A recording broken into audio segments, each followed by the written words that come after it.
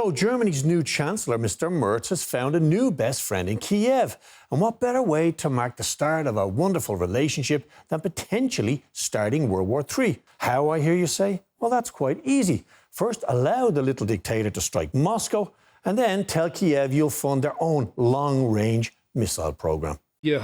Today, we've taken the first step in the appropriate direction, the production of long-range weapons with Ukraine, between Ukraine and Germany. This will be a collaboration. This concerns industrial volumes, and this will happen here, in Germany. That is, in Ukraine and in Germany. Now, in reality, this so-called collaboration will take at least years to even begin. And no one seems to want to talk about the fact that the Russians will, of course, immediately target any such cozy arrangement by quickly turning those factories into car parks. You quickly understand that this is more about PR than reality. And it's not just the Russians pointing it out. Even the Ukrainians themselves think it all sounds like a bit of a pipe dream. And that's because it probably is. Russia produces hundreds of these missiles. Did it really help them? Let's say we respond similarly, but only with 1/10 as many. The broad masses of people will rejoice. There will be something to show the bloggers. But it will not be possible to destroy Russia's industry or nullify its air defenses. I repeat, they do not do this on the scale of Ukraine. But the Russians have more missiles than Germany. Our strikes on drone factories or something like that won't stop the production. So we can see that there's no real military value to this move. But why even threaten it now? Why has Germany suddenly decided to provide Ukraine with the capacity to strike Moscow? Well, maybe it's quite simple.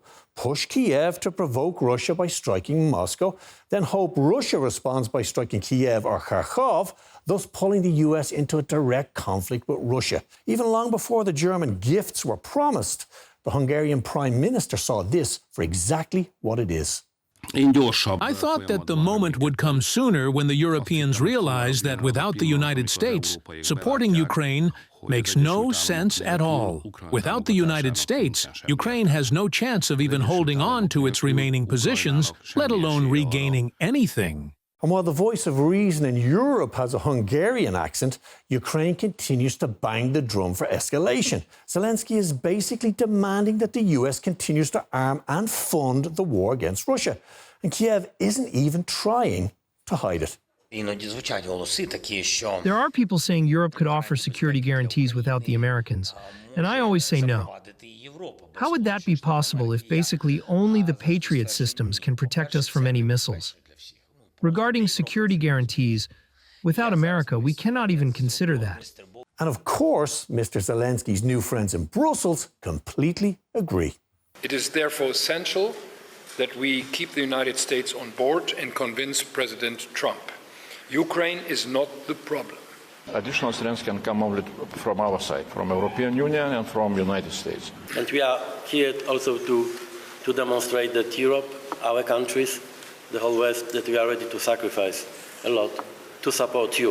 And that's because if Uncle Sam leaves the party, Brussels will be left to foot the bill.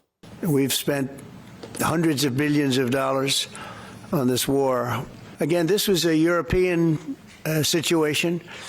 It should have remained a European situation. And yet again, as Zelensky and co. call for more weapons and more blood, the reality of what would actually happen if Moscow was struck is ignored by the West. It seems that the Western military and political elites have chosen to ignore the potential consequences of any such action, even if the Russians are spelling it out to them very clearly. There are a lot of statements, different statements. They lifted it, then they didn't. They lifted it again, then they didn't lift it again. Then they lifted it a long time ago. And as for our reaction to this, I can say that, believe me, we have something to lift. I won't continue, but we have something to lift in response to their lifting. We are ready to shoot down Taurus and to strike at the places from where they are launched, at those who launched them, and if necessary, at the places from where they were deployed. Well, it's now absolutely clear that Europe's desperation to maintain US involvement in Ukraine knows no bounds. The elites are depending on this proxy war, and they'll sacrifice anything to prolong it at seemingly any cost. The problem is that everything has a breaking point, and Russian patience with an increasingly aggressive Europe may be closer to snapping than they think.